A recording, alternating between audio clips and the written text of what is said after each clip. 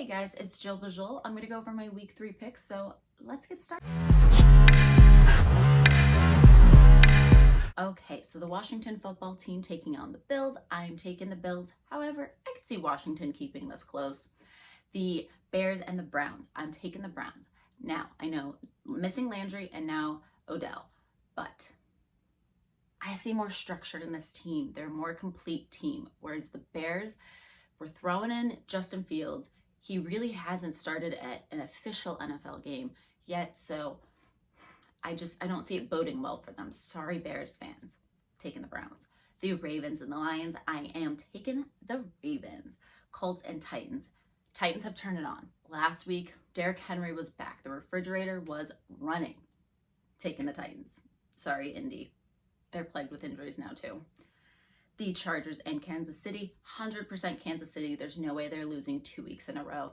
But this is one I could see the Chargers also keeping close, probably by a touchdown. We'll see. The Saints and New England. Going into New England, I'm taking New England for this. The Patriots are statistically harder to beat at home. I know that was with the Brady era. However, Mac Jones, I think, is going to be able to continue that morale on with this team. Plus the Saints, that's my opinion on their game last week. The Falcons and the Giants, taking the Giants. The Bengals and Pittsburgh, I'm taking Pittsburgh. I just don't think Joe Burrow and company has what it takes against TJ Watt, who really for me is that Steelers defense. Now the Cardinals and Jacksonville, taking the Cards. Jets and Denver Broncos, taking the Broncos. Broncos have had a relatively easy schedule so far this season. The Dolphins and Raiders, I'm taking the Raiders just because I think, again, this is in Las Vegas. I know it's not terribly too much of a home field advantage since it is a newer field, but it just, the Ravens seemed really thrown off there.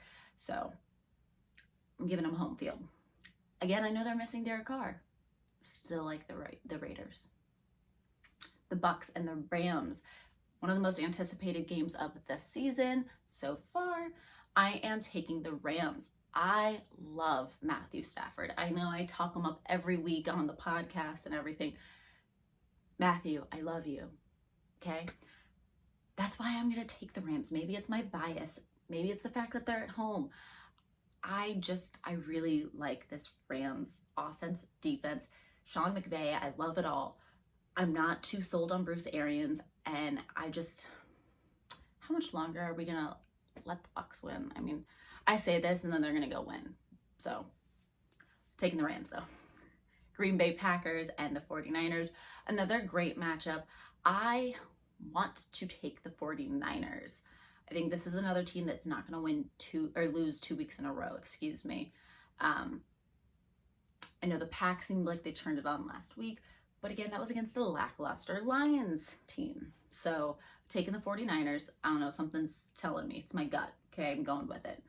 And that Monday night game, the Eagles and Dallas, I am taking Dallas. I mean, that wide receiver core, and now that dual threat in the backfield with Tony Pollard and Ezekiel Elliott, it's looking good for you guys, Dallas fans. And I'm talking to the real ones, not those bandwagon ones. Otherwise, I will see you guys next week. Again, make sure listen to the podcast, go like, follow, subscribe. I'll have it all down in that description below.